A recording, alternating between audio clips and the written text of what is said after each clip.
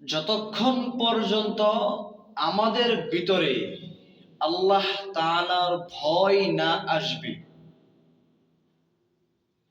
যতক্ষণ পর্যন্ত আমাদের ভিতরে আল্লাহ তাআলার ভয় না আসবে, ততক্ষণ পর্যন্ত মানুষের রক্ত, মানুষের হক, মানুষের সম্পদ এগুলো চষে খাইতে আমাদের ভিতরে একচুল পরিমাণের বাধা দিবে না। কেন? আমাদের ভিতরে আল্লাহ তাআলার ভয় নাই।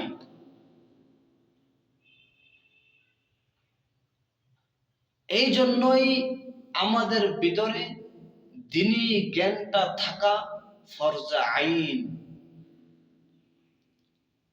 এই দ্বীনি জ্ঞানটা না থাকার কারণে, আল্লাহ তাআলার ভয় না থাকার কারণে মানুষের রক্ত, মানুষের হক, মানুষের সম্পদ আমরা এইগুলো মানুষের কাছ থেকে চাঁদা, দোকান থেকে চাঁদা, চায়ের দোকান থেকে চাঁদা, এই অটো গ্যারেজ থেকে চাঁদা, প্রত্যেক বিল্ডিং থেকে চাঁদা, এইগুলো নেওয়া আমাদের শরীরের মধ্যে একচুল পরিমাণের বাধা দেয় না। কেন? আমাদের ভিতরে আল্লাহ তাআলার ভয় নাই, আমাদের ভিতরে কোরআনের জ্ঞান নাই। এই জ্ঞানটুকু না থাকার কারণে আমরা মানুষকে এমন অন্যায় ভাবে আমরা তাদের হক নষ্ট করছি। আমাদের দেশের মধ্যে যারা দায়িত্বে আছে, বিশাল বড় বড় পদের মধ্যে আছে, মানে কিছু মানুষ বাদ দিয়ে তারা একটাও মানুষের কাতারের মধ্যে পড়ে না, সবগুলোই জানোয়ারের মতো। কেন বললাম এই কথা? আমি তাদের মাদেরকে বলতে চাই, আপনি আপনার সন্তানকে কেমনে লালন পালন করছিলেন? আপনি আপনার সন্তানকে এমন ভাবে লালন পালন করলেন যে আপনি জানোয়ারের থেকেও আরো খারাপ বানাইছেন আপনার সন্তানদেরকে। কেন বললাম? জানোয়ার যেমন অন্য এক পশু, যেমন অন্য আরেক পশুকে খাইতে কোনো তার শরীরের মধ্যে বাধা দেয় না, সে যেমন তাকে রক্তাক্ত করে, ঠিক তেমনি ভাবে তারা তো জানোয়ার, তারা তো অবুঝ। কিন্তু আল্লাহ তাআলা আমাকে আপনাকে তো সবচেয়ে উত্তম করে সৃষ্টি করেছে। তাহলে আমরা মানুষ হওয়ার পরেও তাহলে আমরা আবার অন্য মানুষের হক, অন্য মানুষের সম্পদ, অন্য মানুষের জমি, অন্য মানুষের দোকান থেকে চাঁদা, অন্য বাইয়ের ওই গ্যারেজ থেকে চাঁদা, এগুলো নেওয়া আমরা বন্ধ করি না। আমরা মনে করি এগুলোই একটা উত্তম কাজ। এই জন্য বলছিলাম ভাই, আমি ওই সব মাদেরকে বলতে চাই যে মায়েরা এমন সন্তানকে লালন পালন করছে যে সন্তান মানুষের রক্ত চুষে খাইতে তার গায়ে একচুল পরিমাণের বাধা দেয় না।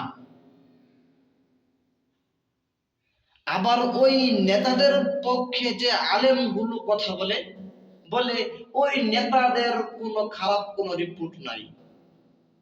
আমি ওই সব আলেমদেরকেও বলতে চাই, তারা আলেম নামে সবচেয়ে বড় জালেম, তারা বদমাশ আলেম, তারা আসলে প্রকৃত পক্ষে আলেম না। কারণ তাদের ভিতরে আল্লাহ তাআলার ভয় নাই। এই ভয়টা না থাকার কারণে তারাও তাদের পক্ষে মানে কথা বলে, সে খুব ভালো ভালো নেতা, সে বড় নেতা, সে তার তার বিরুদ্ধে কোনো কথা নাই, সে খুব ভালো নেতা। এই জন্য ওইসব আলেমদেরকেও বলি তারাও জালেম, তারা আলেম না। কেন এই কথা বললাম? দেখেন, আমরা যারা সাধারণ জনগণ, আমরা তাদেরকে নির্বাচিত করেছি, তাদেরকে আমরা ফাঁস করিয়ে দিয়েছি আমাদের খেদমত করার জন্য, তাদের না। তারা আমাদেরকে ঘুরে ঘুরে দেখবে আমাদের কি নাই, কি আছে, আমরা কোন সমস্যার মধ্যে আছি, তারা এইগুলা ঘুরে ঘুরে দেখবে আমাদের। আর এখন যখন তাদেরকে আমরা নির্বাচিত করে ফেলি, তখন আর তাদের কাছেও আমরা যাইতে পারি না।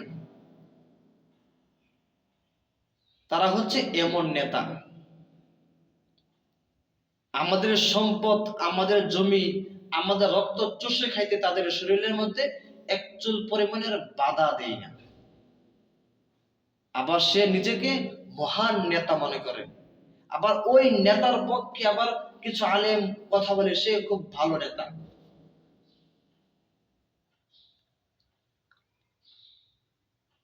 আমরা তাদেরকে নির্বাচিত করেছি।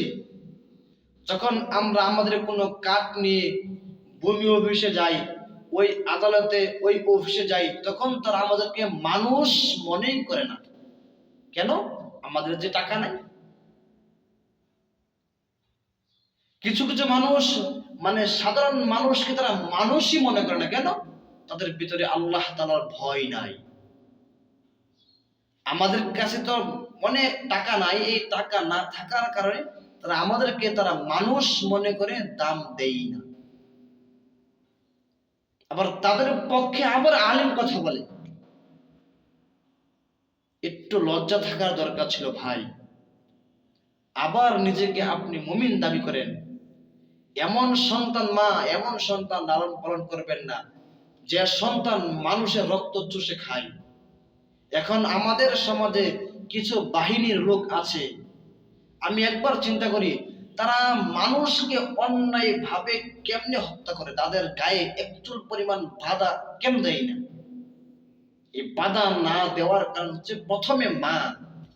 আপনি তাকে এমন শিক্ষা দিয়েছেন মানুষের রক্ত চষে খাইতে, এই জন্য প্রথমে কিন্তু আপনার মা হিসাব দিতে হবে। এটা আপনার মনে রাখতে হবে, এই হিসাব কিন্তু আপনারও দিতে হবে।